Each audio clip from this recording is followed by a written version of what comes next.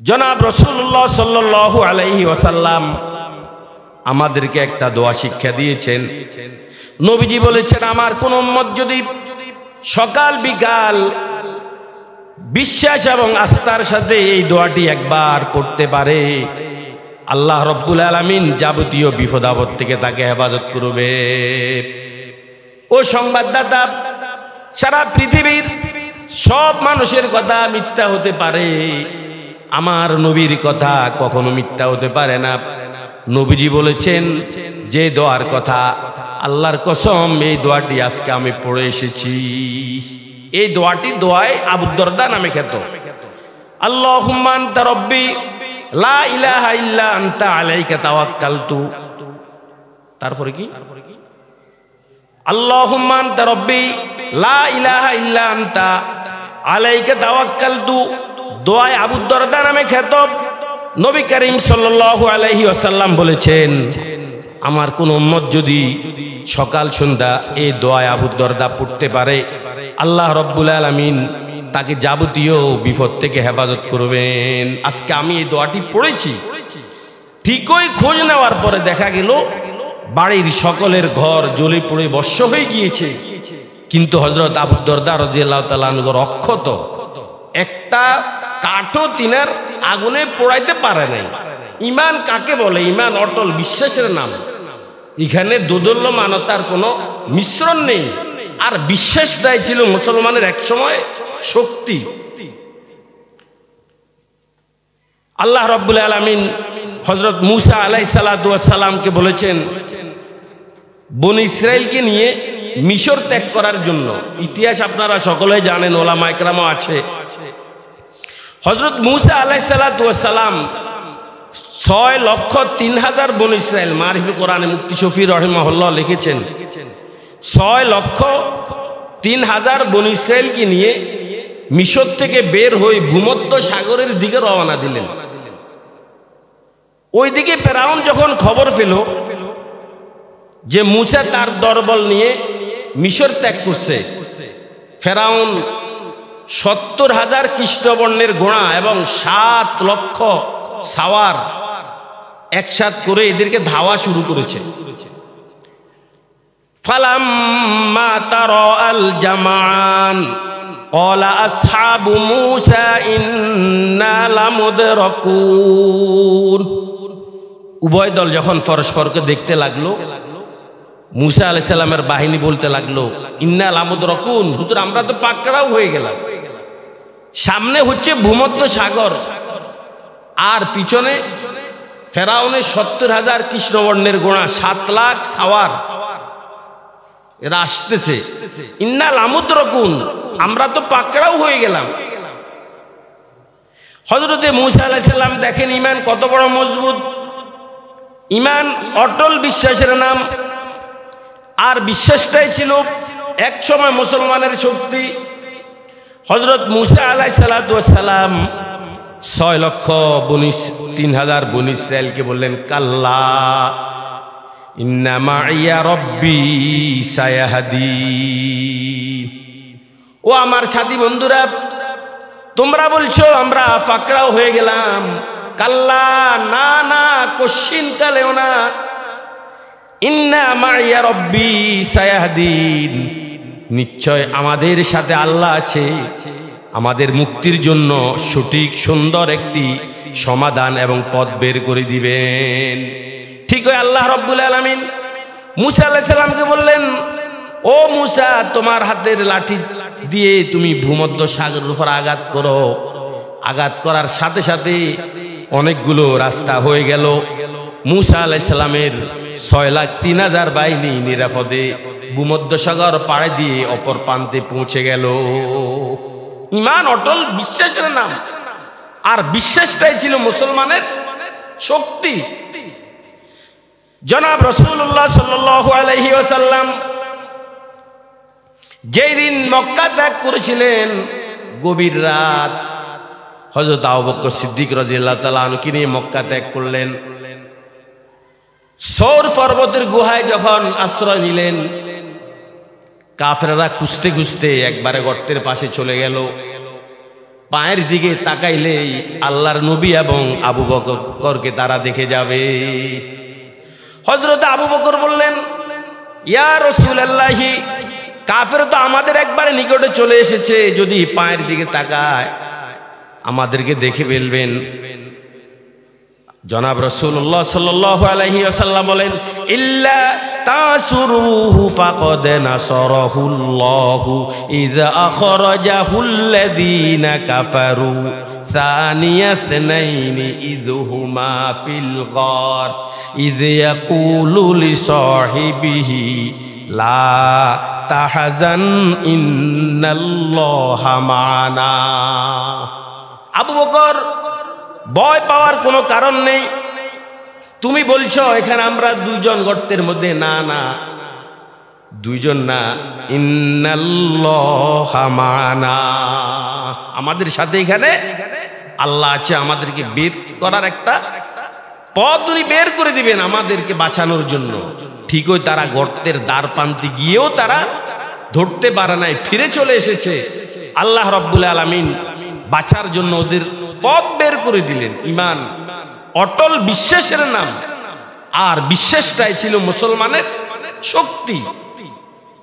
আজ মুসলমানের ঈমান দুর্বল হয়ে যাওয়ার কারণে পশ্চিমারা একটি হিংস্র প্রাণীকে যে পরিমাণ ভয় পায়, তার শিকিয়া নাও একজন মুসলমানকে ভয় পায় না। অথচ এক সময় মানুষ তো দূরের কথা, বনের হিংস্র প্রাণী পর্যন্ত মুসলমানকে ভয় করত। ওলামায়ে কেরাম আছেন, হযরত উকবা ইবনে আমের রাদিয়াল্লাহু তাআলা আনহুর নেতৃত্বে 18 জন সাহাবী, ওরা আফ্রিকার জঙ্গলে গিয়েছেন একটা দেশ জয় করার জন্য। আফ্রিকার জঙ্গলে তারা রাত্রি যাপন করবেন। যে জায়গায় তারা তাঁবু গেড়েছে, এলাকার লোক এসে বলল যে হুজুর, আপনারা যদি এখানে রাত্রে অবস্থান করেন, গভীর জঙ্গল, বাঘ ভাল্লুকের জায়গা, হিংস্র প্রাণীদের বসবাসের স্থান, আপনাদেরকে খেয়ে ফেলবে, মেহেরবানি করে আপনারা আলো থাকতে থাকতে জঙ্গল ত্যাগ করুন। হযরত উকবা ইবনে আমের রাদিয়াল্লাহু তাআলা বাগানের সামনে দাঁড়িয়ে বাঘ ভাল্লুককে লক্ষ্য করে একটা বক্তব্য দিয়েছেন। ইতিহাসে সন্ন্যাস করে সে বক্তব্য এখনো লেখা আছে, আইয়াতুহাস সিবাউ ওয়াল হাশারাত নাহনু আসহাবু রাসূলিল্লাহি সাল্লাল্লাহু আলাইহি ওয়াসাল্লামা ইরহালু আন্না ফা ইন্না নাজিলুন ফামান ওয়াজাদনাহু বাদু কতালনাহু ফারাআন নাসু যালিকাল ইয়াওমা আজাবা লাম ইয়ারাউহু ক্বাবলা যালিক ওয়া কানা আস-সাবউ ইয়াহমিলু আশবালাহু ওয়ায-যিবু আজরাআহু ওয়াল হাইয়াতু আওলাদাহা ওয়া হিয়া খারিজাতুন আনহা সারাবান সারাবা ফাহুমিলা যালিকা কাসীরাম মিনাল বারবারি আলাল ইসলাম। আল্লাহু আকবার। হযরত উকবা ইবনে নাফে রাদিয়াল্লাহু তাআলা বাঘ ভাল্লুককে লক্ষ্য করে বক্তব্য দিয়েছেন, আইয়াতু সিবাউ ওয়াল হাশারাত, ও বনের হিংস্র প্রাণীর গোষ্ঠীরা, নাহনু আসহাবু রাসূলিল্লাহি সাল্লাল্লাহু আলাইহি ওয়াসাল্লাম, আমরা পৃথিবীর অন্য কেউ না, পৃথিবীর সেরা মানব মুহাম্মদের সাহাবী। নাহনু নাজিলুন ইরহালু আন্না, তোমরা এখান থেকে বেরিয়ে যাও, আমরা এখানে আজকে অবস্থান করব। শুনো আমার এই ঘোষণার পরে, ফামান ওয়াজাদনাহু বাদু কতালনা, এই ঘোষণার পরে তোমাদের যাকে এই বনের ভিতরে পাওয়া যাবে তাকে হত্যা করে ফেলা হবে। আল্লাহু আকবার। আপনি যদি একটা হিংস্র প্রাণীকে এভাবে বলেন যে তুমি চলে যাও, ফেলে তোমাকে হত্যা করা হবে, পাগল ছাড়া আপনাকে আর মানুষ কিছুই বলবে না। বন্ধুগণ আমার, এই ঘোষণার সাথে সাথে ফারাআন নাসু যালিকাল ইয়াওমা আজাবা লাম ইয়ারাউহু ক্বাবলা যালিক, কি আশ্চর্য ঘটনা মানুষ দেখে ফেললো ইতিপূর্বে, এমন আশ্চর্যের ঘটনা মানুষ আর দেখে নাই। ওয়া কানা আস-সাবউ ইয়াহমিলু আশবালাহু ওয়ায-যিবু আজরাআহু ওয়াল হাইয়াতু আওলাদাহা, বাঘ তার বাচ্চাটাকে কামড়িয়ে, হিংস্র প্রাণী তার বাচ্চাটাকে কামড়িয়ে সাপ তার বাচ্চাটাকে কামড়িয়ে এভাবে মুহূর্তের ভিতরে দলে দলে বাগান খালি করে চলে গেল। ফাহুমিলা যালিকা কাসীরাম মিনাল বারবারি আলাল ইসলাম। এই ঘটনা দেখে একজন নয়, দুইজন নয়, হাজার হাজার বিজাতি ইসলাম ধর্ম গ্রহণ করে মুসলমান হয়েছে। মুসলমানের ঈমান কাকে বলে? মানুষ তো দূরের কথা, প্রাণীরা পর্যন্ত মুসলমানকে ভয় পেত। হযরত আবুল হাসান খিরকানী রহমতুল্লাহ আলাই বড় একজন আল্লাহওয়ালা ছিলেন। সোমনী নুরুদ্দিন সাহেব রহমতুল্লাহ আলাই মুখ থেকে শুনেছি, অত্যন্ত নাজুক মেজাজের একজন আল্লাহওয়ালা ছিলেন, খুব নাজুক মেজাজ। কলসির উপরে যে ঢাকনাটা রাখতো এটা যদি বাঁকা হতো, বাঁকা ওনার মাথায় ব্যথা শুরু হয়ে যেত। অত্যন্ত নাজুক তবিয়তের একজন আল্লাহওয়ালা ছিলেন। এ আবুল হাসান খিরকানী রহমতুল্লাহ আলাই, উনার স্ত্রী অত্যন্ত বক্র মেজাজি ছিল। কারণ আল্লাহ পাক ওদেরকে সৃষ্টি তো করেছেন বাঁকা হাড় দিয়ে, বক্র মেজাজি। কথা বললেই বাঁকা কথা বলে, বেশি সোজা কথা ওরা কম বলতে জানে। সমদালির মা লবণ লাগবে, এরা কেন তোর কথা বলে? সমদালির মা লবণ লাগবে, লবণ কবে আনছেন ভুলে গেছেন নাকি? আচ্ছা তোমার জন্য একটা কাপড় কিনতে যাব। কোন রঙের কাপড় কিনবো? এতদিন সংসার করেন, জানেন না কোন রঙের কাপড় আমি পরি? তারপরেও সোজা কথাটা ওরা কি? আবুল হাসান খিরকানী রহমতুল্লাহ আলাইহির স্ত্রী এরম একটু বক্র মেজাজি ছিলেন। তো খোরাসান থেকে এক লোক উনার কাছে বয়াত হওয়ার জন্য এসেছে। খোরাসান থেকে শত শত মাইল পাড়ি দিয়ে বয়াত হওয়ার জন্য এসেছে। এসে বাইরের দরওয়াজায় এসে জিজ্ঞেস করলো, হজরত কাহা হায়? হজরত পীরের নাম ধরে বলতেছেন, হজরত কাহা হায়? দরওয়াজা বন্ধ ছিল, ঘর থেকে আওয়াজ আসে, আরে हजरत हजरत कहते हैं मैं तो रातों दिन उनके साथ रहते हो, ये तो बड़ा हजरत है, यानी बहुत बड़ा चक्करबाज है। স্বামীর কথা বলতেছে, আরে হজরত হজরত বলো, রাত দিন আমি ওর কাছে থাকি, ও কত বড় হজরত এটা আমি জানি। তিরস্কার করলেন, কেঁদে দিলেন, হাইরে এত দূর থেকে আসলাম উনার সুখ্যাতি শোহরত শুনে, আর উনার স্ত্রী উনাকে তিরস্কার করতেছে। বাড়ির লোকেরাও জানে উনার স্ত্রী যে একটু বক্র মেজাজি।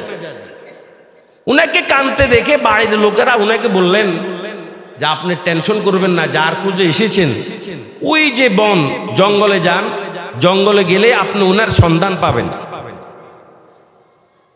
এই খোরাসান থেকে যে লোক এসেছে বনের দিকে যখন রওনা দিলেন, দেখলো আবুল হাসান খিরকানী রহমতুল্লাহ আলাই বাঘের পিঠে সাওয়ার হয়ে আসতেছে, আর হাতে কড়া হিসেবে বিষাক্ত একটা সাপ। আশ্চর্যজম্বিত হয়ে গেল, কি ওর স্ত্রী কি বললো যে ও তো বড় চক্করবাজ হ্যায়, বড় প্রতারক ধোকাবাজ। আর হুজুর এখন গোড়ার আরে বাঘের পিঠে সাওয়ার হয়ে আসতেছে। যে বাঘকে দেখা তো দূরের কথা, নাম শুনলেই তো মাঠ খালি, যে বাঘ আসতেছে শুধু এই কথা বললেই তো মাঠ খালি। তোই ফিরের এলহাম হইছে, আল্লাহ পাক উনাকে জানিয়ে দিয়েছে যে বাড়িতে গিয়ে যে বকাঝকা শুনেছে। ফিরে উত্তর দেয়, গরনা সবরম মিকাশি দে বারে জন, গরনা সবরম মিকাশি দে বারে জন, কাইকাশি দে শেরে নরবে গারে মান, কাইকাশি দে শেরে নরবে গারে মান। ও আগন্তুক, আশ্চর্যজম্বিত হওয়ার কি? বনের বাঘ যেখানে নাম শুনলে মানুষ দৌড়া আরম্ভ করে, কিন্তু আল্লাহ রব্বুল আলামিন ভাগটাকে আমার অনুগত করে দিয়েছে একটাই মাত্র কারণ, একটা মাত্র গুণের কারণে। সেটা হলো আমার স্ত্রী খুবই তেড়া, খুবই বক্র মেজাজি। এই বক্র মেজাজি আর তেড়া স্ত্রীকে আমি সহ্য করে নিয়েছি। এই কারণে আল্লাহ রব্বুল আলামিন বনের পশুকে আমার অনুগত করে দিয়েছে। শেখ সাদি রহমতুল্লাহ আলাই রোদেবার নামক স্থানে বসে আছে, বিকালে সৈর তাফরি কর রাহা হয়। তিনি বসেছিলেন বিকালে, মুক্ত আলো বাতাস খাচ্ছিলেন। এমত অবস্থায় এক লোক বাঘের পিঠে সাওয়ার হয়ে আসতেছে, আশ্চর্যজম্বিত হয়ে গেল।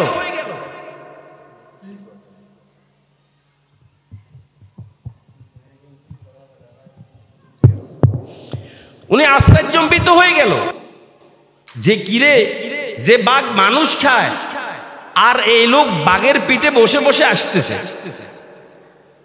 উনি কি বলে জানেন? তু হাম গর্দান হাজুক মেদা ওয়ার মুফিচ কে গর্দান না ফি চদজে হুকমে তুহিচ কে গর্দান না ফি চদজে হুকমে তুহিচ। ও শেখ সাদি, আশ্চর্যজম্বিত হওয়ার কি, তুমিও তোমার গর্দানটাকে এভাবে আল্লাহর নির্দেশের সামনে ঝুঁকাইয়া দাও। পৃথিবীর সব কিছু তোমার সামনে তাদের গর্দানটাকে ঝুঁকাইয়া দিবি। হারকে তরসদ আজ হক তাকো আগুজিদ, হারকে তরসদ আজ হক তাকো আগুজিদ, তরসদ আজওয়ায় জিন্ন ইনসো হারকে দিদ, তরসদ আজওয়ায় জিন্ন ইনসো হারকে দিদ। তুমি যদি আল্লাহকে ভয় করো, পৃথিবীর সকল প্রাণী তোমাকে ভয় করবে। বন্ধুগণ আমার, হযরত ওমর ফারুক রাদিয়াল্লাহু তাআলা আনহুর শাসন আমলে মদিনায় ভূমিকম্প শুরু হয়ে গেল। সাহাবা একরাম ওমরের কাছে এসে বললেন, হুজুর ভূমিকম্প চলছে। হযরত ওমর রাদিয়াল্লাহু তাআলা পাও দিয়ে জমিনের উপর আঘাত করলেন, মদিনার মাটির উপর আঘাত করে বললেন, ও মদিনার মাটি লড়ো কেন, থামো, উসকুন, তুমি থামো। এই কথা বলার লগে লগে ভূমিকম্প বন্ধ হয়ে গিয়েছে। তারপরে ওমর রাদিয়াল্লাহু তাআলা কি বললেন, কত চমৎকার কথা, এরে মদিনার জমি তুমি নড়ো কেন, আমি ওমর তোমার উপরে কোনোদিন বেইনসাফির কোনো বিচার করেছি কিনা, অন্যায় আর জুলুম করেছি কিনা, তুমি নড়াচড়া করছো কেন? ওমরের কথা জমিনে শুনে ওমর রাদিয়াল্লাহু তাআলার শাসন আমলে পাহাড় থেকে একটি আগুন বেরিয়ে আসলো। সাহাবা একরাম যখন ওমরকে মেসেজটুকু দিলেন, হযরত ওমর রাদিয়াল্লাহু তাআলা এক সাহাবীকে বললেন, যাও আগুনটাকে আবার পাহাড়ে দিয়ে আসো। আমরা যেভাবে গরু ছাগল পিটাই, ওই লোক ওমরের নির্দেশ পেয়ে গরু ছাগলের মতো পিটিয়ে পিটিয়ে আগুনটাকে পাহাড়ে পৌঁছে দিয়েছে। হযরত ওমর রাদিয়াল্লাহু তাআলা শাসন আমলে নীল দরিয়ার একটা নিয়ম ছিল, যখন পানি শুকিয়ে যেত, মানুষ সুন্দরী অপূর্ব নারীকে অপরূপ সাজে সাজিয়ে যখন বলি দিত, তখন পানি উঠত। ওমর রাদিয়াল্লাহু তাআলার কাছে এই সংবাদ আসার সাথে সাথে ওমর রাদিয়াল্লাহু তাআলা সুন্দরী নারী দেওয়ার জন্য নিষেধ করেছেন, আর বললেন, একটা চিঠি লিখে বললেন, যাও চিঠিটা তুমি নীল দরিয়াতে ছেড়ে আসো। এই চিঠিটা নীল দরিয়ায় রাখার সাথে সাথে আল্লাহর পক্ষ থেকে পানি বের হওয়া শুরু করলো। মুসলমানের ঈমান কত মজবুত ছিল, মানুষ তো দূরের কথা, মুসলমানের কথা প্রাণী জগৎ শুনেছে, মুসলমানের কথা মদিনার মাটি শুনেছে, মদিনার আগুনে শুনেছে, মুসলমানের কথা নীল দরিয়া শুনেছে। আমাদের ঈমান কত দুর্বল হয়ে গিয়েছে বলেন। ইহুদিরা যখন গাজা দখল করেছিল, গাজা, মুসলমান প্রাণে বাঁচাতে মিশরের সীমান্তের দিকে ছুটতে লাগলো। হাজার হাজার মুসলমান মিশরের সীমান্তের দিকে চলছে আশ্রয় নেওয়ার জন্য। ইহুদিদের ভয়ে একজন বুড়ো মুসলমান তার স্ত্রী বাচ্চা কাচ্চাকে নিয়ে পার হচ্ছিল, খুব কষ্ট করে পার হচ্ছে। এমত অবস্থায় এক ইহুদি কমান্ডার গাড়ি নিয়ে যাচ্ছিল, দেখলো এই বুড়ো লোকটির এই অবস্থা, খুব জীর্ণ শীর্ণ অবস্থা, আমাদের ভয় পালিয়ে যাচ্ছে। উনি গাড়িটাকে এখানে ব্রেক করে বললেন, মুরব্বী আমার এই গাড়িতে উঠুন। উঠার পরে কোথায় যাবেন গন্তব্যে পৌঁছে দিয়ে এই ইহুদি কমান্ডার মুসলমান বুড়ো লোকটাকে, মুরব্বীটাকে বলেছেন, কয় উমরের ইতিহাস সম্পর্কে আপনার কিছু জানা আছে? খলিফাতুল মুসলিমিন উমরের ইতিহাস। এই মুসলমান বুড়ো লোকটি কিছু বললেন। বলার পরে এই ইহুদি কমান্ডার বলেছিল, যতদিন মুসলমান উমরের আদর্শের উপরে টিকে ছিল, ততদিন সারা পৃথিবীর কাফের মুশরিক বেঈমান সব মুসলমানের জুতার নিচে ছিল। আর যখন এই মুসলমান উমরের আদর্শ ছেড়ে দিয়েছে, নবীর আদর্শ ছেড়ে দিয়েছে, তখন মুসলমান চলে এসেছে ইহুদি খ্রিস্টানের জুতার নিচে। আজ ইহুদি খ্রিস্টানের ভয়ে ফালাবার জায়গা মুসলমান খুঁজে পায় না। যেখানেই খবর নেবেন নির্যাতিত জনগোষ্ঠীর ধর্মীয় পরিচয় দ্বারা মুসলমান। তা মুসলমান কি বিশ্বের এত দুর্বল জাতি। মুসলমান তো ছিল বিশ্বের বীর জাতি। ওদের গর্জনের সাথে ইহুদি খ্রিস্টান নাস্তিক মোরতাদের গুম হারাম হয়ে গিয়েছে। এখন মুসলমান এত অসহায় কেন? ওমরের আদর্শ যতদিন মুসলমান ধরে রেখেছে, ইহুদি খ্রিস্টান ছিল মুসলমানের জুতার নিচে। কাদেসিয়ার যুদ্ধের পূর্বে হেরাক্লিয়াস রোমের বাদশা ওমরের খোঁজ খবর নেওয়ার জন্য লোক পাঠিয়েছে যে প্রস্তুতি কেমন চলছে দেখো। ওমরের দূত মদিনায় আসছে, এসে জিজ্ঞেস করলো ওমরের বাসভবন কোথায়? সাহাবা একরাম বললেন উনার বাসভবন নেই, তো পাবো কো? মদিনার নববীর মসজিদে নববীর বারান্দায় গিয়ে দেখো, হয়তো ওটাকে পেয়েও যেতে পারো।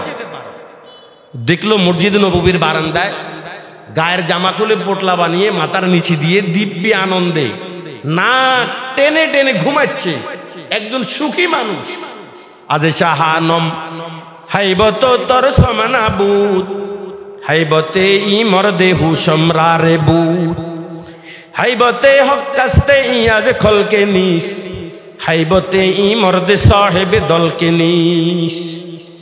এই দূত বিলম্ব না করে রোমের বাচ্চা হেরাক্লিয়াসকে বলছে, জাহাফনা আমি দেখেছি, পারবেন না, পারবেন না।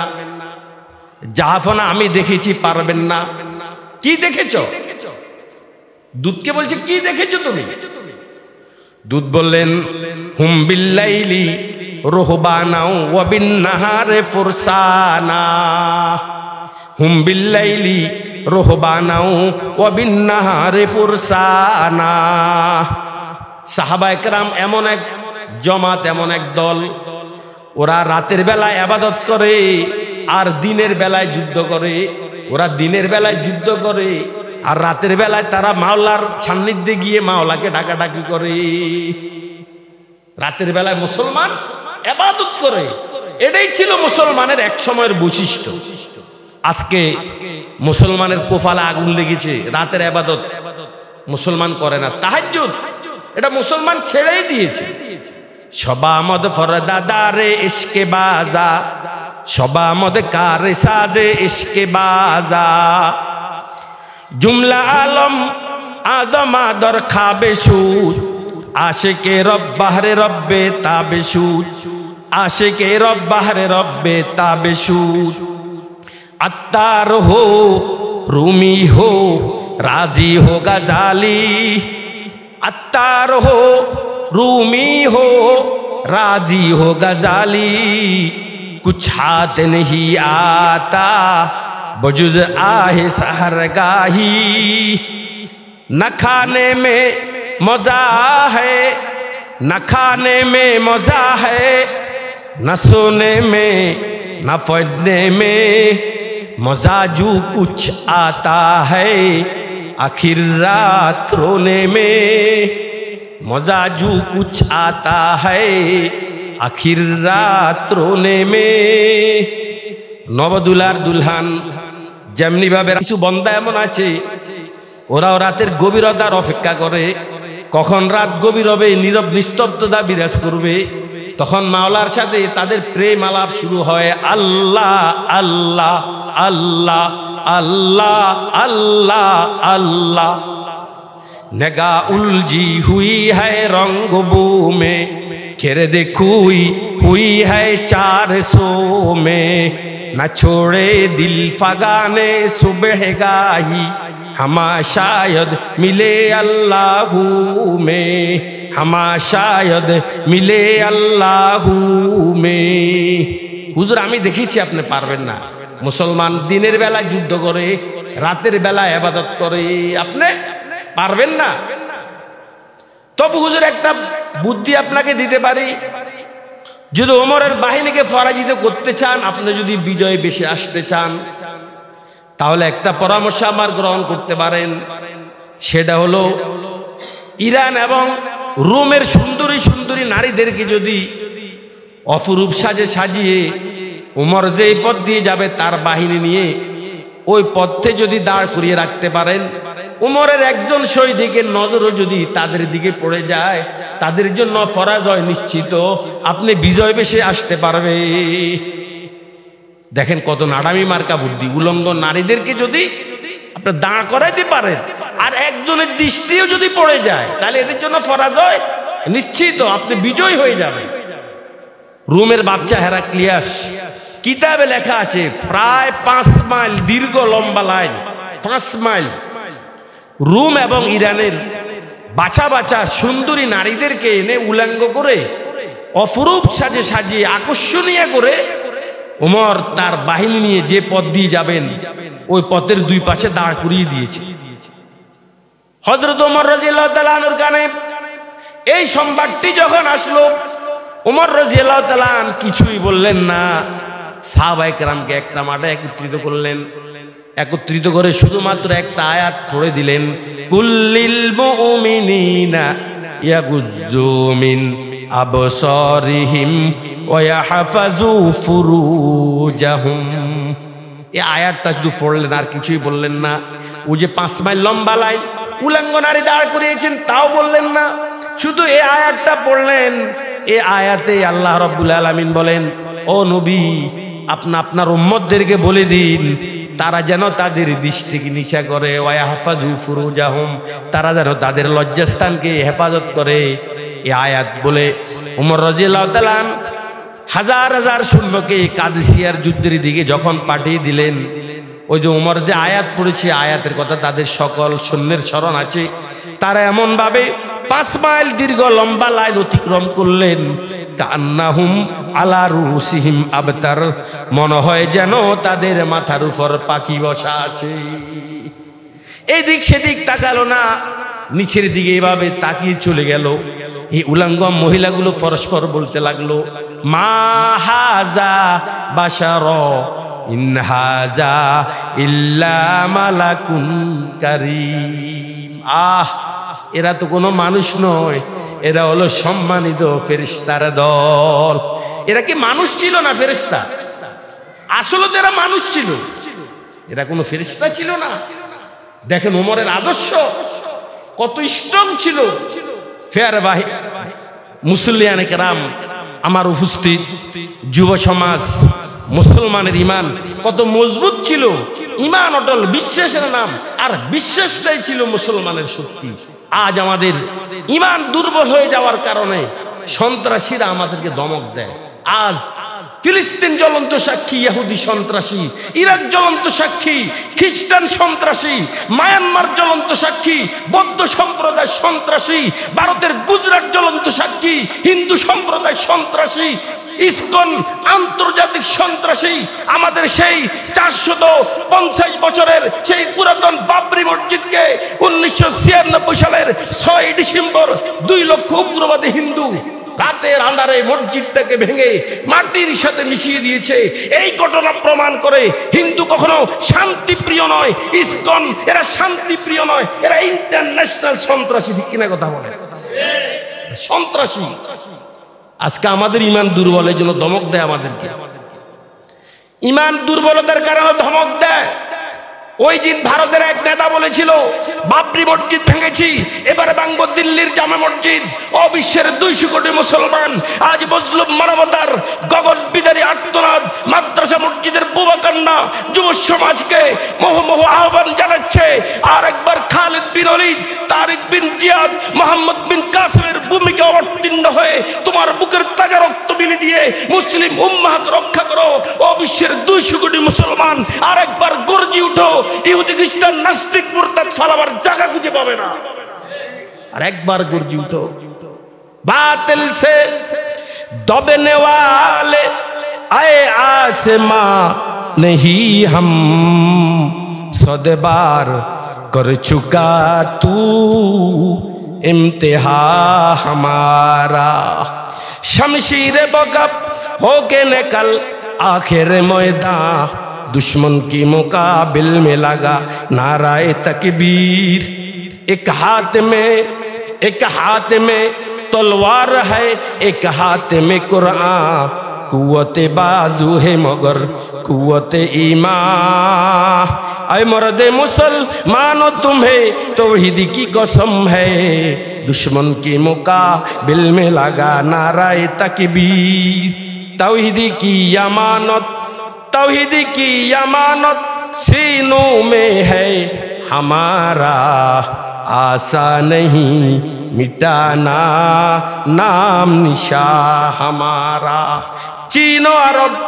चीनो अरब हमारा, अफगान है हमारा, मुस्लिम है हम, वतन है सारा जहां हमारा। मुस्लिम है हम, वतन है सारा जहां हमारा। वला तहिनु वला तहजनु वांतुमुल आलाउना इन कुंतुम मुमिनीन। আল্লাহ পাক বলেন টেনশনের কোনো কারণ নেই, চিন্তার কোনো কারণ নেই। ওয়ান্তুমুল আলাউন, তোমরাই হবে বিজয়ী, তবে শর্ত হলো ইন কুনতুম মুমিনিন, ঈমানদার হতে হবে তোমাদেরকে। ওয়া কানা ওয়াদান আলাইনা ওয়া কানা হাক্কান আলাইনা নাসরুল মুমিনিন। আল্লাহ পাক বলেছেন ঈমানদারকে সহযোগিতা করার দায়িত্ব আমি আল্লাহ নিয়েছি। ঈমানদার হতে হবে তবে। আজকে আমাদের ঈমান আছে, তবে একবার দুর্বল ঈমান। ঈমান অটল বিশ্বাসের নাম, আর বিশ্বাসটাই ছিল মুসলমানের চলার শক্তি। তাহলে বিশ্বের 200 কোটি মুসলমান, যদি তোমরা তোমাদের হারানো ঐতিহ্য আবার ফিরে পেতে চাও, 1 নাম্বার পদক্ষেপ ঈমান নবায়ন করতে হবে। 2 নাম্বার, নবীজির আদর্শকে সমাজের প্রতিটি স্পটে, প্রতিটি রন্ধ্রে রন্ধ্রে বাস্তবায়ন করতে হবে। আজ জাগতিক সম্পদ, মাটির উপরের সম্পদ, চা চামড়ার, আবার মাটির নিচের সম্পদ, স্বর্ণ, তেল, গ্যাস, আল্লাহ পাক এগুলো সব মুসলিম অধ্যুষিত এলাকায় রেখে দিয়েছে। আর শুধু নাটেশ্বর এলাকাতেই তো 2টা গ্যাসের খনি পাওয়া গিয়েছে। আমেরিকার নাসা থেকে বাংলাদেশের ফটো তুলে বলা হয়েছে পুরোটি বাংলাদেশ তেল এবং গ্যাসের উপরে বাঁচতেছে। জাগতিক সম্পদ, মাটির উপরের সম্পদ, নিচের সম্পদ সব মুসলিম অধ্যুষিত এলাকায় রেখে দিয়েছেন। রাষ্ট্রধর্ম ঘোষণার দিক দিয়ে মুসলমান 1 নম্বরে, ধর্মীয় উপাসনালয়ের দিক দিয়ে মুসলমান 1 নম্বরে, রাষ্ট্রের সংখ্যা হিসেবে মুসলমান 2 নম্বরে, সারা বিশ্বের জনগোষ্ঠী দিতে পারে মুসলমান 2 নম্বরে। তারপরে মুসলমান কেন এত অসহায়? আল্লামা ডক্টর ইকবাল বলেছেন, मोमिन जो फैदा नक्शे काफे फाए नबी को हो ज़ेरे कदम आज भी आलम का खजीना। गर सुन्नते नबवी की करे, गर सुन्नते नबवी की करे, फाए रूबी उम्मत तूफा से निकल जाएगा फिर उसका सफीना। तूफा से निकल जाएगा फिर उसका सफीना। ও মুসলমান, তোমাদের অধঃপতনের একটাই মাত্র কারণ, তোমরা নবীর আদর্শকে ওল্ড, পুরাতন বলে পিছনে ফেলে দিয়েছ। ও মুসলমান, আসো আবার 1400 বছর পিছনে তোমাদেরকে যেতে হবে। তোমাদের নবীর রেখে যাওয়া আদর্শকে আবার আঁকড়িয়ে ধরো, দাঁত দিয়ে আঁকড়িয়ে ধরো, সমাজের প্রতিটি রন্ধ্রে রন্ধ্রে আবার বাস্তবায়ন করো। গরে সুন্নতে নবী কি করে, ফায়রবি উম্মত तूफा से निकल जाएगा फिर उसका सफीना। আর একবার নবীর সুন্নতটাকে যদি তোমরা আঁকড়িয়ে ধরতে পারো, তাহলে বাতিল জনগোষ্ঠী ফালাবার জায়গাটুকু খুঁজে পাবে না। নবীর সুন্নতকে আঁকড়িয়ে ধরো।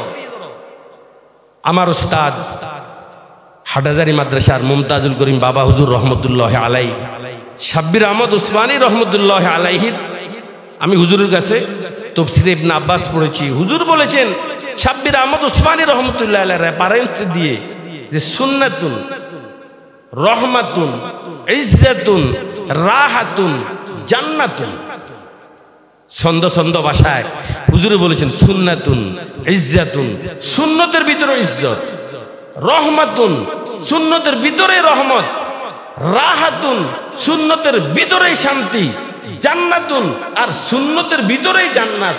অর্থাৎ হুজুরে বলেন সুন্নতের অপর নাম জান্নাত। বলেন সুন্নতের অপর নাম। আমাদের এই দেশে 2টো পথ আছে, একটা হলো মানুষের তৈরিকৃত পথ, আর একটা হলো নবী বাতলানো পথ। নবীরা যে পথ পদ্ধতি এনেছেন মানুষের বাতলানো পথের ভিতরে ভেজাল থাকতে পারে, এটা নির্ভেজাল কেউ বলতে পারবে না।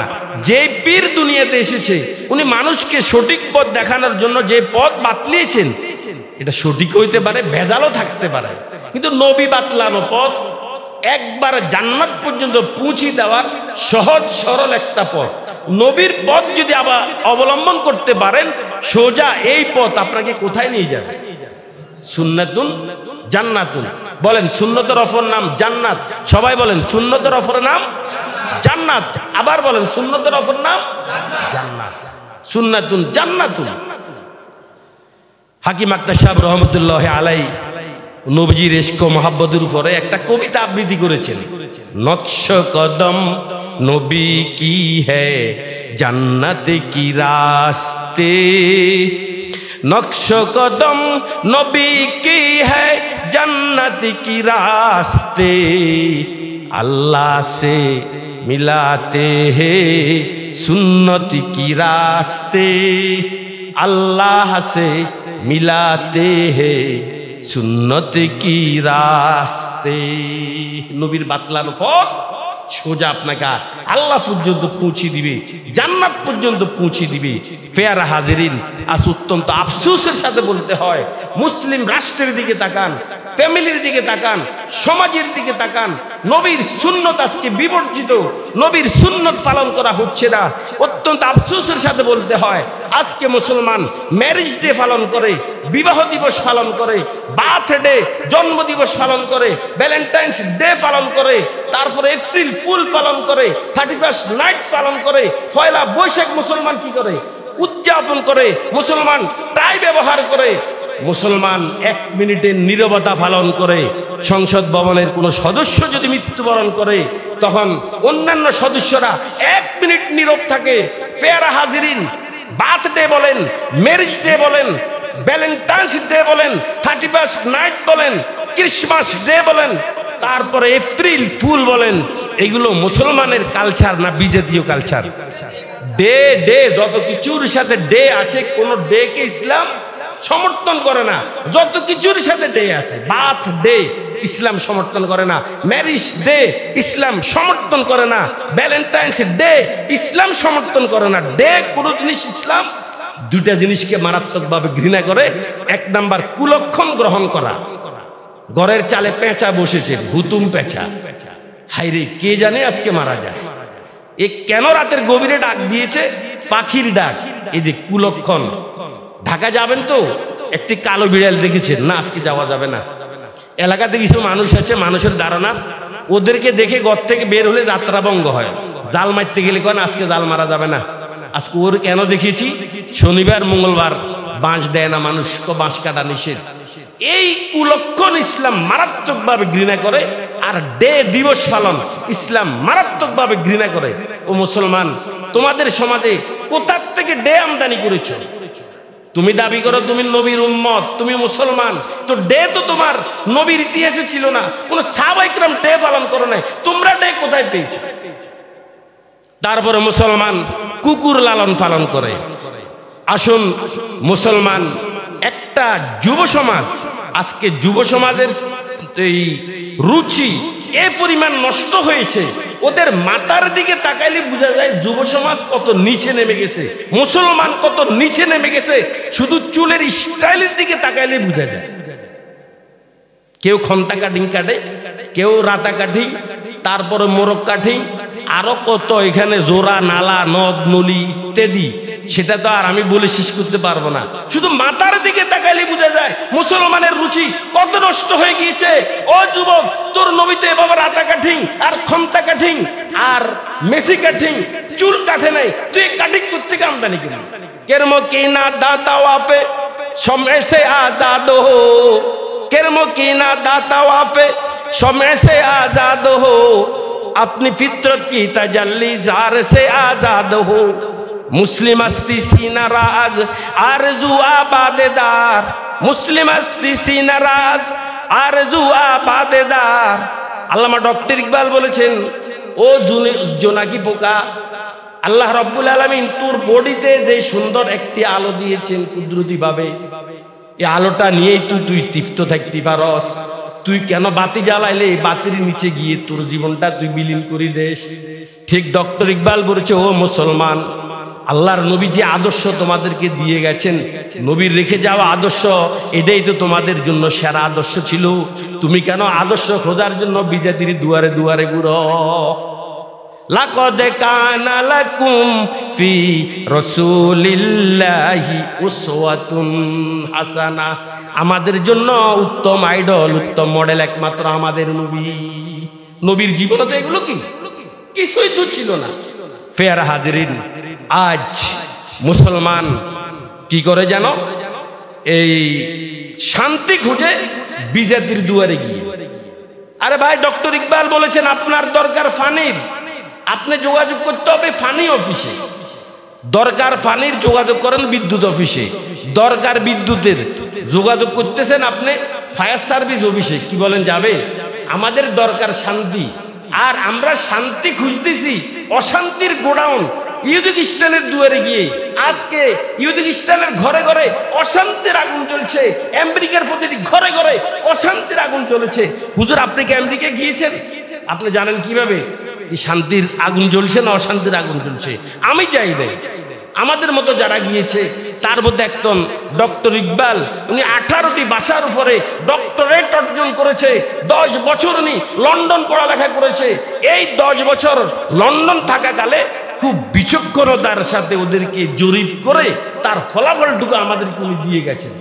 ये ऐशे फरा वाह ये हुकूमत ये तिजारत, ये ऐशे फरा वाह ये हुकूमत ये तिजारत, दिल सीना ए बेनूर में महरूम तसल्ली, दिल सीना ए बेनूर में महरूम तसल्ली, तारीख है अफरंग में शीनू की दोवे से, ये वादिये एमिन नहीं शायान तजल्ली, ये वादिये एमिन नहीं शायान तजल्ली।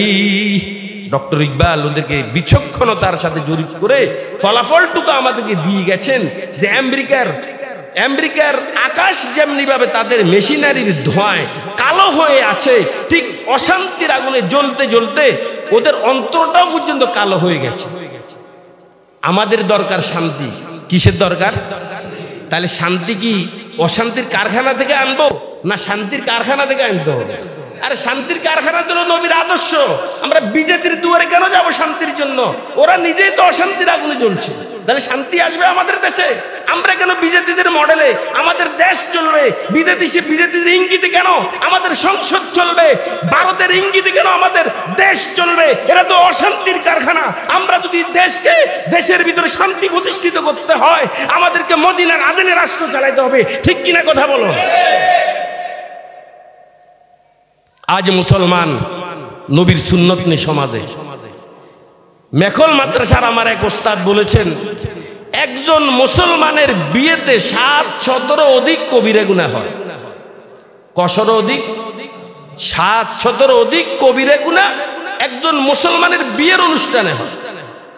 মুসলমান ভাইরারে আমার, বিবাহ এটা কোনো সামাজিক উৎসব নয়, এটা একটা ইবাদত। নামাজ যেমনি ভাবে ইবাদত, রোজা যেমনি ভাবে ইবাদত, বিবাহ এটা কোনো সাধারণ ইবাদত না। ক্বালা রাসূলুল্লাহ সাল্লাল্লাহু আলাইহি ওয়াসাল্লাম আরবাউম মিন সুনানিল মুরসালিন আল হায়া ওয়াত তাআত্তুর ওয়াস সিওয়াক ওয়ান নিকাহ। 4 জিনিস সকল নবীর সুন্নত। 1 নাম্বার লজ্জাশীলতা, আল হায়া। 2 নাম্বার তাআত্তুর, দুনিয়াতে যত নবী এসেছেন সকল নবী আতর, গোলাপ, সেন্ট ইত্যাদি ব্যবহার করতেন। 3 নাম্বার ওয়াস সিওয়াক, দুনিয়াতে যত নবী এসেছেন সকল নবী মেসওয়াক করতেন। 4 নাম্বার নিকাহ, দুনিয়াতে যত নবী এসেছেন 2 জন নবী ছাড়া সকল নবী বিবাহ করেছেন। কোন নবীর স্ত্রী ছিল 7-এর কাছাকাছি, কোন নবীর স্ত্রী ছিল 7-এর কাছাকাছি।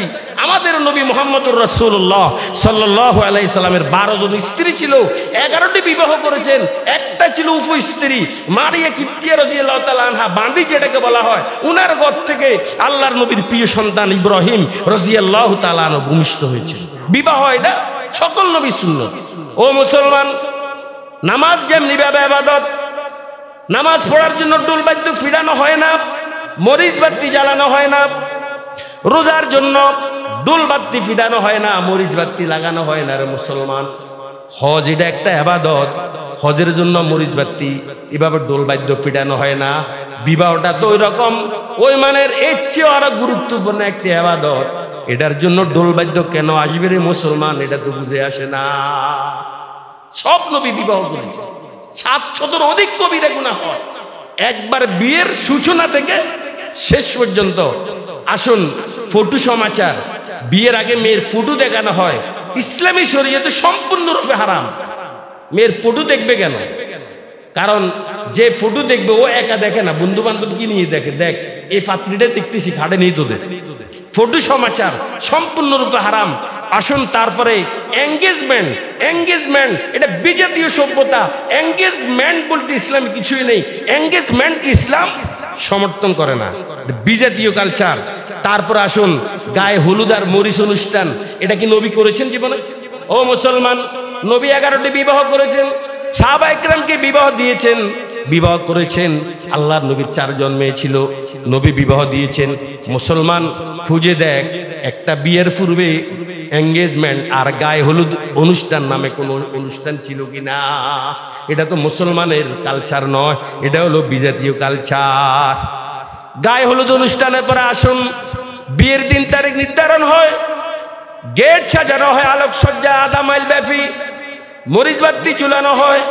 আরো আধুনিকতা এখন এসে গেছে, খালের মধ্যে অথবা ক্ষেতের মাঝখানে শাপলা ফুল বসানো হয়, পানির ফুয়ারা, লম্বা লম্বা ডেকসেট, এত বিশাল আওয়াজ এই ডেকসেট থেকে বের হয় বিকট শব্দে, মনে হয় যেন মানুষের কলিজা ফেটে যাবে। মানুষ ঘুমাইতে পারে না রাতকে রাত, অথচ একজন মুসলমান সে নামাজও পড়ে, রোজাও রাখে, সব ঠিক, কিন্তু বিজাতির কালচারে তার বিবাহ ভরে গেছে। গেট করলো, মরিচ বাতি দিল, শাপলা ফুল বসাইলো। আসেন যেদিন দুলামে আসবে, দুলামেকে নাড়ি দিয়ে বরণ করা হয়, কেক কাটানো হয়, নাড়ি দিয়ে ওদেরকে আমন্ত্রণ জানানো হয়, শরবত খাওয়ানো হয়। এভাবে দুলামেকে আমন্ত্রণ জানিয়ে বিয়ের অনুষ্ঠানে নিয়ে যাওয়া হয়। কতটা কবিরা গুনার কথা বলবো, 700-এরও অধিক একটা মুসলমানের বিয়ের অনুষ্ঠানে কবিরা গুনাহ হয়। তারপরে বিভিন্ন ধরনের অশ্লীল ভিডিও, নাটক, এগুলো তো আছেই। বিয়ের পরে এই মেয়েটাকে বড় বংদিফতি কোলে নিয়ে গাড়িতে তুলতে হয়, আবার ফালকি থেকে নামাইতে হয়। এভাবে কত অশ্লীলতা, কত কুসংস্কার আমাদের সমাজে ভরে গেছে। বলেন এই বিয়েতে শান্তি আসবে? বিয়ের 5 দিন পরে, 10 দিন পরে এখন হুজুরের কাছে গিয়ে বল, হুজুর একটা তাবিজ দেন, এই স্বামী স্ত্রীর ভিতরে মিল নাই। আমি ঘুমাই উপরে, ঘুমাইছি একসাথে, কিন্তু ওরা আরো পরে খুঁজে পাইছি ও ফ্লোরে ঘুমাইতেছে, হুজুর একটা তাবিজ দেন। টাকা ইজ দ্য নো প্রবলেম, কোনো অসুবিধা নাই, টাকা যা চাইবেন তা দিবে। এই বেটা শুন, একটা নয়, 2টা নয়, পুরো কোরআন যদি তোকে তাবিজ বানিয়ে বেটে খাওয়াইয়া দেওয়া হয়, আল্লাহর কসম তুই তোর দাম্পত্য জীবনে সুখ দেখবি না। কারণ বিবাহ একটি ইবাদত, এই ইবাদত শুরু করেছিস তুই আল্লাহর গজব দিয়ে, ঠিক কিনা কথা বল? তুই আবার বেটা তাবিজের লাই দৌড়ো শান্তির জন্য না, এই বিয়েতে শান্তি আসবে না জীবনে। কারণ তোর জীবনের শুরুটাই ভুল, শুরুটাই তুই আল্লাহর নাফরমানি দিয়ে শুরু করেছিলি, শুরুটাই তুই আল্লাহকে অসন্তুষ্ট করে শুরু করেছিলি। তোকে তো শান্তি দিবে আল্লাহ, আল্লাহ কেমনে শান্তি দিবে? তুই তো আল্লাহকে বেজার করে বিয়েটা করছিস। দেখেন শূন্যত আছে সমাজে, শূন্যত আছে কম। এখন এটা ওল্ড। মুরব্বীকে জিজ্ঞেস করলে মুরব্বী 2বার বললে এখন বাইরে হয়, জন্য একবার বললাম যে আপনার এই নামাজ টামাজ পড়েন, আপনি হজে যান, আপনার ছেলেটা যে হোলামার জায়গা আসলে কারবারি, আর জিজ্ঞায় না কি কয় হোলামার জায়গা, আপনি কি আরেন গোড়ার ঘাস কাটেন না, কি করেন আপনি? আদর্শ সন্তান বানাইতে পারলেন না? আপনাকে একটা কথাই জিজ্ঞাসা করলো না? বন্ধুগণ আমার, হাসরের ময়দানে যখন যাবেন, লা তাজুলু কদমা আবদি ইয়াউমাল কিয়ামা হাত্তা ইউসআলান আরবাইন আন উমরিহি ফিমা আফনা ওয়া আন শাবাবিহি ফিমা আবলা ওয়া আন মালিল মিন আইনা ইকতাসাবাহু ওয়া ফিমা আনফাকা ওয়া আন ইলমিন মাযা আমিলা বিমা আলিমা। হাসরের ময়দানে যাওয়ার পরেই 4টি প্রশ্নের উত্তর ছাড়া একটা কেস আপনাকে সামনে অগ্রসর হতে দিবে না। 1 নাম্বার, ও যুবক তুমি তোমার এই হায়াত কোন কাজে ব্যয় করেছ? ও যুবক তুমি তোমার এই যৌবনকাল কোন কাজে কাটিয়েছ? ওয়ান মালিন মিন আইনা ইকতাসাবাহু ওয়া ফিমা আনফাকা, সম্পদ কোথা থেকে কামাই করেছিলি, সম্পদ কোথায় ব্যয় করেছিলি? ওয়ান ইলমিন মাযা আমিলা বিমা আলিমা, জানা অনুপাতে কি পরিমাণ আমল করেছিলি? ও ভাই সম্পদ কোথা থেকে কামাই করেছেন, সম্পদের ইনকাম সোর্স কি ছিল, সম্পদ কোথায় ব্যয় করেছিলেন, ব্যয়ের খাত কি ছিল, কড়াই গন্ডায় আপনাদেরকে হিসাব দিতে হবে, না হয় আল্লাহ পাক দাঁড় করিয়ে দিবে, এক সুতা পরিমাণ আপনাকে সামনে এগুতে দিবে না।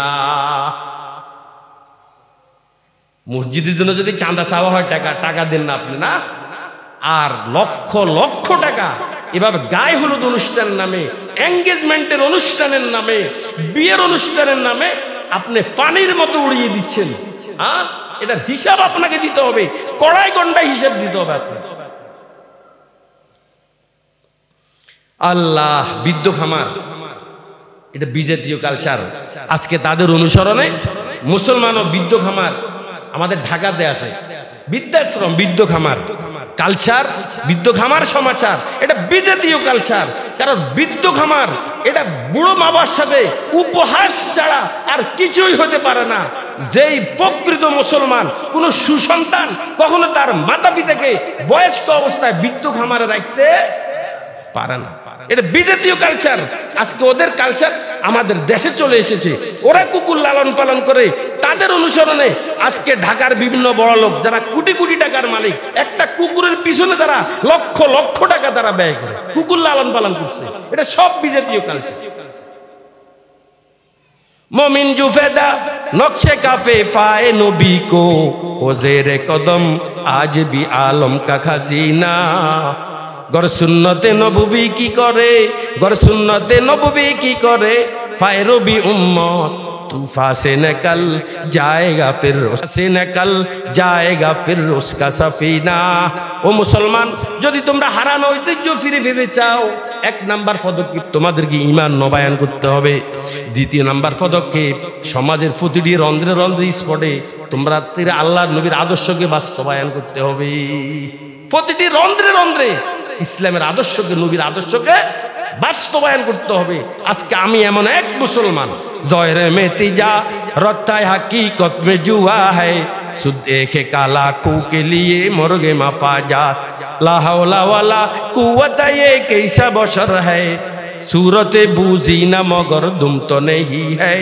आए दादे नया शाने नया रंगे नया है, नामे मुसलमान मगर कामे कुफर है, नामे मुसलमान मगर कामे कुफर है। नामे আমরা মুসলমান, কাজকর্মে আমরা কাফের। ज़ाहिर में तिजा रत्ताय हकीकत में जुआ है, वज़ा में तुम हो नसारा तो तमद्दुन में हुनूत, वज़ा में तुम हो नसारा तो तमद्दुन में हुनूत। तुम मुसलमान ऐसे हो देखे कर शर्माए यहूद। মুসলমানের আদর্শ দেখে আজকে বিজেপিরা পর্যন্ত হাসে। এই জন্য মুসলমান যদি হারানো ঐতিহ্য আবার পেতে চাও, নবীর আদর্শকে সমাজের প্রতিটি রন্ধ্রে রন্ধ্রে বাস্তবায়ন করতে হবে। ওল্ড বলে, পুরাতন বলে, আধুনিকতার নাম দিয়ে নবীর সুন্নতকে অ্যাভয়েড করে চলার কোনো সুযোগ নাই। যদি আবার হারানো ঐতিহ্য ফিরে পেতে চান, 3 নাম্বার কোরআন ধরতে হবে। শাইখুল হিন্দ মাহমুদুল হাসান দেওবন্দি রহমতুল্লাহ আলাই, হুসাইন আহমদ মাদানী রহমতুল্লাহ আলাই, মাওলানা উজায়ের গুল, এই 3 জন বড় বড় আলেম, বিশ্ববিখ্যাত আলেম, এরা মাল্টার কারাগারে 3 বছর বন্দী ছিলেন। ইটালির পাশে অবস্থিত একটা দ্বীপের নাম মাল্টা, মাল্টার কারাগারে 3 বছর বন্দী ছিলেন।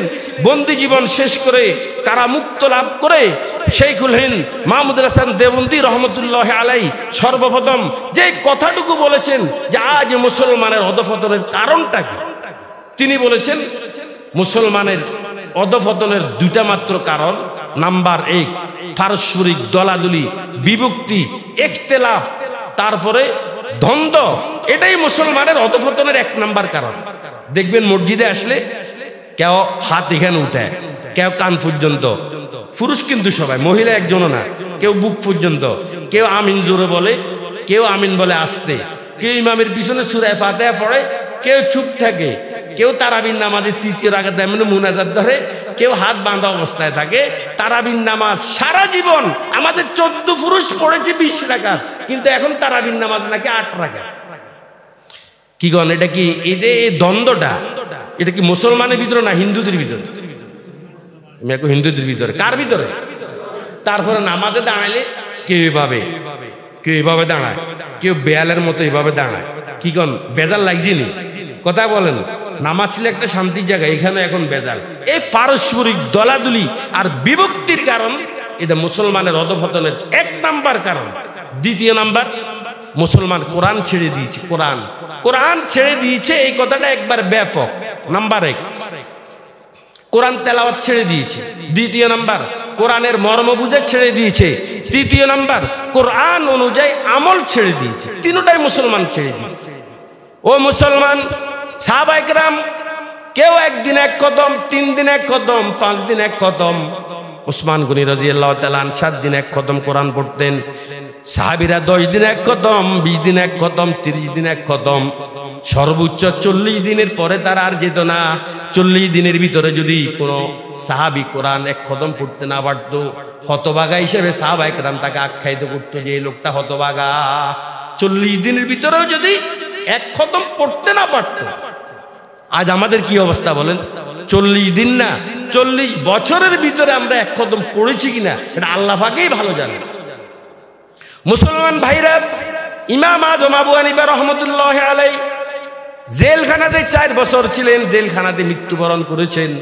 তাফসীর হাসান বসরীতে আমি মোতালা করেছি, সেখানে লেখা আছে অরবিয়া ইন্না আবা হানিফাতা খতামাল কোরআন ফিল মাওজিল্লাযী তুফিয়া ফীহি ৭,০০০ মাররাহ। ইমাম আবু হানিফা রহমতুল্লাহ আলাইহি জেলখানায় মৃত্যুবরণ করেছেন। জেলখানা থেকে ওনার কুফিন লাশ বের করে দেওয়া হয়েছে। এই তাফসীর হাসান বসরীতে আছে 4 বছর জেল জীবনে ইমাম আজম আবু হানিফা রহমতুল্লাহ আলাইহি ৭,০০০ বার কোরআন খতম করেছে। জেলখানায় বসে কত হাজার বার? ৭,০০০ বার কোরআন খতম করেছেন। আল্লাহু আকবার। এটাই উলামায়ে কেরামের শান, কোরআন তেলাওয়াত। মুসলমান ভাইরা রে আমার, ক্বালা রাসূলুল্লাহ সাল্লাল্লাহু আলাইহি ওয়াসাল্লাম মান ক্বারা সূরাত ইয়াসিন ফি আউয়ালিন নাহার কুজিয়াত হাওয়াইজু। আল্লাহর নবী বলেছেন, আমার কোন উম্মত যদি দিনের অগ্রভাগে সূরা ইয়াসিন তেলাওয়াত করে, আল্লাহ রাব্বুল আলামিন তার যাবতীয় প্রয়োজন কুদরতিভাবে পূরণ করে দিবে। ও মুসলমান, আজকে সূরা ইয়াসিনের তেলাওয়াত নেই। নবীজি বলেছেন দিনের অগ্রভাগে পড়ার জন্য, সকাল বেলায় পড়ার জন্য। সকালবেলা আমরা জাগ্রত হই না, ফজর নামাজ পড়ি না, যে সময় নাকি বন্দার রিজিক বন্টন হয়। আজকে আমাদের কোফাল পড়েছে, সেই সময়টা আমরা ঘুমে কাটিয়ে দিই। সকালে মানুষের ইশরাকের সময়ের আগে আগে মানুষের রিজিক বন্টন হয় সবে সাদেকের পর থেকে নিয়ে। আল্লাহর নবীর একজন মেয়ে ফাতেমা ঘুমাচ্ছিলেন ফজরের পরে। নবীজি ফাতেমাকে বললেন, কন্যা উঠো উঠো, আল্লাহর রিজিক বন্টন হচ্ছে। ও মুসলমান ভাইরা, বন্দার রিজিক বন্টন হয় শবে সাদেক উদিত হওয়ার পর থেকে নিয়ে ইশরাকের সময় হওয়া পর্যন্ত। এই সময়ের ভিতরে বন্দার রিজিক বন্টন হয়। আজকে আমাদের কোফাল পড়েছে, ওই সময়টা আমরা ঘুমে কাটিয়ে দিই। এই জন্য আমরা রিজিক থেকে বঞ্চিত, রিজিকের জন্য ধারে ধারে হাহাকার করছি। রিজিক আসছে না, আর আসবে কোত্থেকে? যখন আল্লাহ রিজিক দিয়েছেন তখন তো তুমি ঘুমিয়েছিলে, তখন তো তুমি আল্লাহর এই রিজিকটাকে তুমি রিসিভ করো না। অথচ আজ থেকে 20 বছর আগে একটি গ্রামে দিয়ে যদি মানুষ হেঁটে যেত, মানুষ বলতে পারতো এটা কি মুসলিম পাড়া না হিন্দু পাড়া। ব্যবধান ছিল। মুসলিম পাড়ার প্রতিটি গত থেকে ফজর নামাজের পরে গুনগুন শব্দে কোরআনের তেলাওয়াতের আওয়াজ বেশি আসতো। ডক্টর ইকবাল আফসোস করে বলেছেন, তেরে মাহফিল ভি গয়ে, তেরে মাহফিল ভি গয়ে, চাহনে ওয়ালে ভি গয়ে, শবে आहे भी गए, सुबह के नाले भी गए, शबे आहे भी गए, सुबह के नाले भी गए। আল্লামা ইকবাল আফসোস করে বলছেন, ও আল্লাহ, তেরে মাহফিল भी गए, তোমার ওলি আল্লাহদের জলসা হাফলা এটা চলে গেছে। চাহনে ওয়ালে भी गए, তোমার কাছে যারা চাইতো তারাও চলে গেছে। শবে आहे भी गए, শেষ রাত্রে যারা আহ উহ এই শব্দ বলে যারা কান্নাকাটি উঠতো তারাও চলে গেছে। সুবহে কে নালে বিগে, তারা সকালবেলা কাঁদতো তারাও এখন চলে গেছে। না খানে মে মজা है, না শুনে মে, না পড়নে মে, मजा जू कुछ आता है आखिर रात रोने में, अत्तार हो रूमी हो राजी हो गजाली, कुछ हाथ नहीं आता बजुज आहे साहरगाही। কোনো অলি অলি হতে পারে নাই শেষ রাত কান্না করা ছাড়া। चाहने वाले भी गए शबे आहे भी गए सुबह के नाले भी गए, সব একে একে দুনিয়ার থেকে বিদায় নিয়ে চলে গেছে। এখন আছে কিছু কুড়া কর্কট একবার অদামা মানুষ, অরিজিনাল মানুষ যারা ওরা কিন্তু চলে গেছে। এখন একটা পাড়া দিয়ে হাঁটলে আপনি বুঝতেও পারবেন না ফজরের পরে এটা কি মুসলিম পাড়ায় ঢুকেছি নাকি হিন্দু পাড়ায় ঢুকেছি, কারণ হিন্দু পাড়া যেমনি ভাবে নীরব মুসলিম পাড়াটাও কি। আমার যুবক ভাইয়ের ঘুম শুরু হয় রাত্রি ৩টার পর থেকে, ১২টা ১টার পরে বাজার থেকে এসে আল্লাহর গজব মোবাইলটা চালু করে ল্যাপ মোড় দিয়ে মাথাকে ল্যাপের তলে ঢুকাইয়া কত আকাম কুকাম, কত গর্হিত, কত কি আপত্তিকর জিনিস যুবক ভাই দেখছে, আল্লাহ মাফ করুন। এগুলো দেখতে দেখতে অনেক যুবক ভাইয়ের কাপড় পর্যন্ত নষ্ট হয়ে যায়। এই নষ্ট কাপড় নিয়ে যুবক সারা রাত কাটিয়ে দিল, ফজর নামাজও পড়তে পারে না রে যুবক। তুমি একটু চোখ বন্ধ করে ভাবো, এই ফজরের পরে যদি তোমার মৃত্যু হয়, যুবক তুই ফজরটাও পড়লি না, অশ্লীল ছবি দেখতে দেখতে তোর কাপড় নষ্ট হয়ে গেছে, নাফাক শরীর অবস্থায় তোর যদি মৃত্যু হয়, তুই বেঈমান হয়ে মরবি এটা আমি বলি না, তুই নিজেই ভাব তোর মৃত্যুটা কেমন হবে রে যুবক। এই জন্য যুবক ইদানিং যত মানুষের জানাজার নামাজ পড়াইতেছি, ইদানিং আমি যত মানুষের জানাজার নামাজ পড়াইতেছি তার মধ্যে বুড়ো মানুষ খুব কম, সব একবারে ইয়াং জেনারেশন, সব যুব সমাজ। কত যুবক হায় কাটাচ্ছে সময় উল্লাস আর তামাশাতে, অথচ তার মৃত্যু জারি হয়েছে কদরের রাতেরিতে। কত দুলহান সাজানো হয়েছে বিবাহের লক্ষ্যতে, অথচ তার মৃত্যু জারি হয়েছে কদরের রাতেরিতে। কত ছোট জন আশা করে থাকে অনেকে বড় হবার, থেকে যায় আশা চলে যেতে হয় তাকে অন্ধকার কবরেতে, থেকে যায় আশা চলে যেতে হয় তাকে অন্ধকার কবরেতে।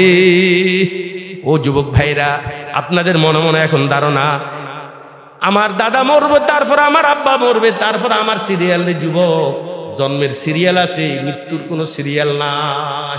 থেকে যায় আশা চলে যেতে হয় তাকে অন্ধকার কবরেতে। যুবক জন্মের সিরিয়াল আছে, মৃত্যুর কোনো সিরিয়াল নাই, যে কোনো সময় তোর মৃত্যু চলে আসতে পারে। এই জন্য যুবক রে, তোকে করজোড় দিয়ে বলবো প্রত্যেক নামাজের পরে তওবা করে প্রস্তুত থাক, তোর মৃত্যুটা কখন এসে যায়। সাতার ফাইয়া বাজার বড় মসজিদে আমি জুমার নামাজ পড়াই। আজকে সালাম ফিরানোর পরে মুয়াজ্জিন আমাকে মেসেজ দিয়েছে, এলাকার একটা মুসল্লি 5 ওয়াক্ত নামাজ আমার পিছনে পড়ে জামা গায়ে দিয়ে প্রস্তুতি গ্রহণ করে মসজিদের দিকে রওনা দিয়েছে। মসজিদ পর্যন্ত পৌঁছতে পারা নাই, প্রতিমধ্যে স্টপ করে সেই মুসল্লি মৃত্যুবরণ করেছে। বলতে পারি এই লোকটার মৃত্যু অনেক ভালো হয়েছে, মসজিদের দিকে রওনা দিয়েছে। ফাহুয়া ফি সাবিলিল্লাহ, সে হুকমান শহীদ মর্যাদাও আল্লাহ তাকে দিতে পারে। এই জন্য যুবক তোর মৃত্যু কখন এসে যায়, কোন অবস্থায় এসে যায় জানি না। ওই দিন এক হাদিসে পেয়েছি, শবে বরাতে এই শাবান মাসের 14 তারিখ দিবাগত রাত, যেটাকে আমরা শবে বরাত বলি, ওই রাত্রে সামনের শবে বরাত আসা পর্যন্ত অর্থাৎ 1 বছরের ভিতরে কারা মৃত্যুবরণ করবে এই লিস্ট আল্লাহ পাক তৈরি করে আজরাইলের হাতে তুলে দেন। ও যুবক, যে লিস্টটা আজরাইলের হাতে তুলে দেয়, কিতাবওয়ালা মন্তব্য করছে, হায়রে এই লিস্টির মধ্যে এমন একটা লোক আছে যে নাকি আগামীকাল বিয়ে করবে, কিন্তু আজকে তার মৃত্যু। এমনও লোক আছে লিস্টিতে একটা মাত্র সন্তান হইছে, মিষ্টি খাওয়াবে মানুষকে, সন্তানের বাপ হইলে মাত্র একদিন তার মৃত্যু। এমনও একটা লোক থাকতে পারে সমুদ্রের মাঝখানে, তার মৃত্যু থাকতে পারে কি পারে না কথা বলেন।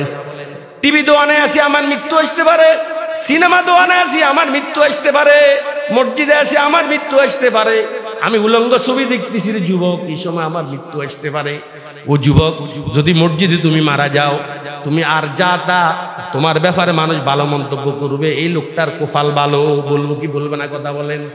লোকটার কুফাল সবে আহি বিগে সুবহ কে না লে বিগে সবে আহে বিগে সুবহ কে না লে বিগে সব চলে গেছে এখন আর কেউই নাই। এই জন্য মুসলমান ভাইরা এলাকার মা বোনদের দৃষ্টি আকর্ষণ করে বলছি, মাগো আল্লাহ পাক রাত্রকে ঘুমের জন্য বানিয়েছেন, রাত্রকে জাগ্রত থাকার জন্য বানায় নাই। মা এশার পরে আর দুনিয়াবি কোনো কাজ করবেন না, নবীজি করতেন না। এশার পরে ঘুমিয়ে যাবেন, যদি সময় পান রাত্রি 4টার পরে, শীতের রাত অনেক লম্বা রাত, তাহাজ্জুদ পড়েন, এশার নামাজ পড়েন, সন্তানদেরকে জাগ্রত করে দেন। ও মা, দিনের অগ্রভাগে আপনি সূরা ইয়াসিন তেলাওয়াত করেন, আপনার স্ত্রীকে, আপনার পুত্রবধূকে তেলাওয়াত করার জন্য বলেন, আপনার মেয়েকে তেলাওয়াত করার জন্য বলেন।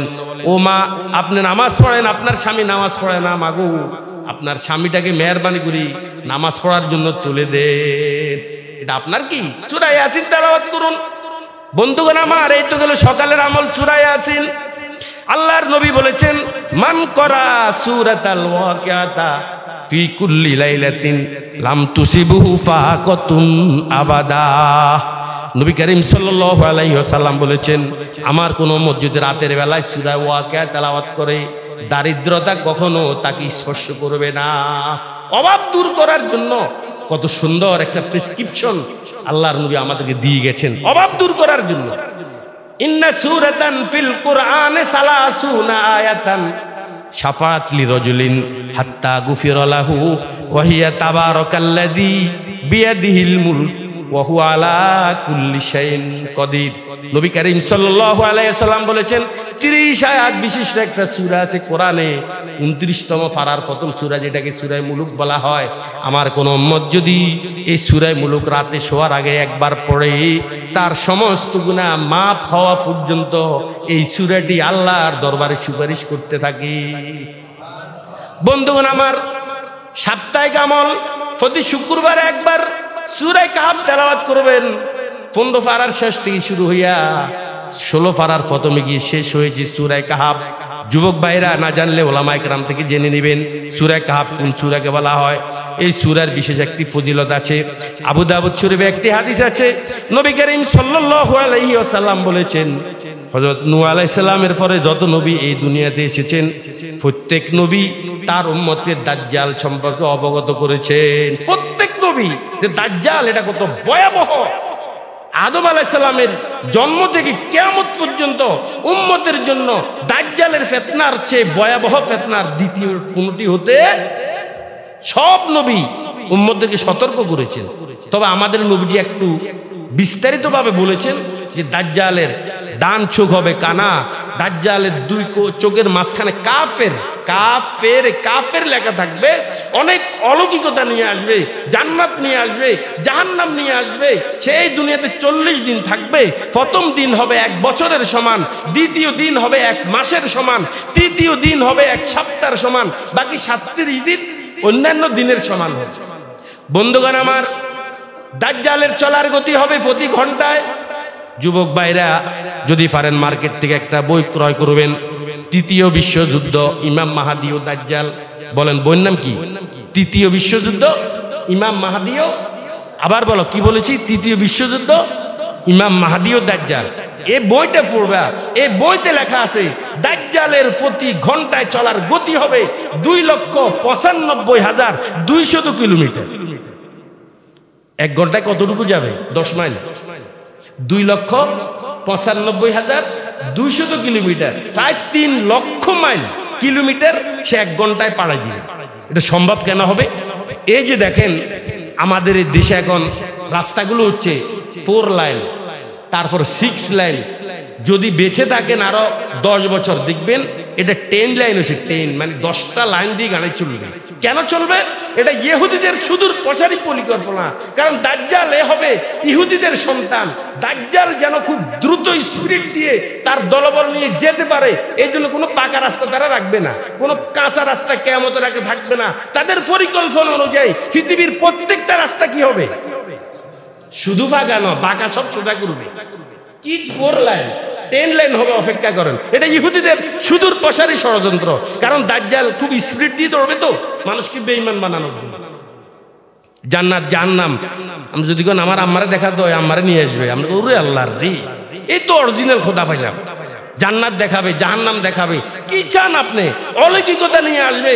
ঈমান রাখাটা মানুষের জন্য অনেক কষ্টকর হয়ে যাবে। সাহাবায়ে কেরাম কেঁদেছেন, নবী বললেন কেঁদো না সাহাবীরা কেঁদো না, আমার জীবদ্দশা যদি আসে আমি নিজে মোকাবেলা করব। আর আমার তিরোদানের পরে যদি সে আসে, তোমাদেরকে বাঁচার একটা আমল আমি শিখিয়ে দিচ্ছি। ও আমার সাহাবীরা, শুক্রবারে যদি একবার, কোনো সময় নির্ধারণ নেই, শুক্রবারে সারাদিন দিনব্যাপী একটা আমল যদি সূরা কাহাফটা তেলাওয়াত করতে পারো, আল্লাহ রব্বুল আলামিন দাজ্জালের ফিতনা থেকে তোমাদেরকে হেফাজত করবে। পড়া যাবে কিনা যুবক ভাইরা বলেন, পড়া যাবে কিনা? শুক্রবারে কি পড়বো? সূরা কাহাফ শুক্রবারে পড়বো। আর একটা আমল দিচ্ছি যুবক ভাইরা, জান্নাতে কে ঘর তুলতে চান? হাত উঠান। কারা কারা চান যে জান্নাতে আমার একটা ঘর হোক? চান তো সবাই, হাত নামান। একটা আমল নবীজি হাদিসে বলেছেন, ওয়ালা রাসূলুল্লাহি সাল্লাল্লাহু আলাইহি ওয়াসাল্লামা মান করা কুল হুয়াল্লাহু আহাদ আশারা মাররাত বুনিয়া লাহু বিহা কসরুন ফিল জান্নাহ ওমান করা 20 মাররাতান বুনিয়া লাহু বিহা কসরান ফিল জান্নাহ ওমান করা 30 মাররাতান বুনিয়া লাহু সালাসাতু কুসুরিন ফিল জান্নাহ। নবী বলেছেন, আমার কোন উম্মত যদি 10 বার মাত্র সূরা ইখলাস তেলাওয়াত করে, কতবার? সূরা ইখলাস পারেন তো আপনারা? কি বলেন? ইন্না আতাইনা বলেন, কি সূরা ইখলাস বলেন না? কি কুল হুয়াল্লাহ?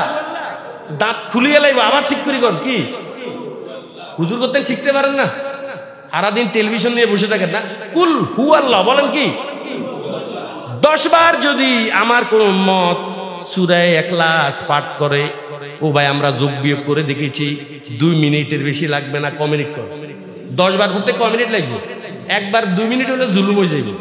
তারপরও দিলাম এই 2 মিনিট লাগবে 10 বার সূরা ইখলাস পড়তে। নবী বলেছেন, যদি 10 বার সূরা ইখলাস পড়ে, আল্লাহ রাব্বুল আলামিন জান্নাতে তার জন্য একটা ঘর নির্মাণ করবে।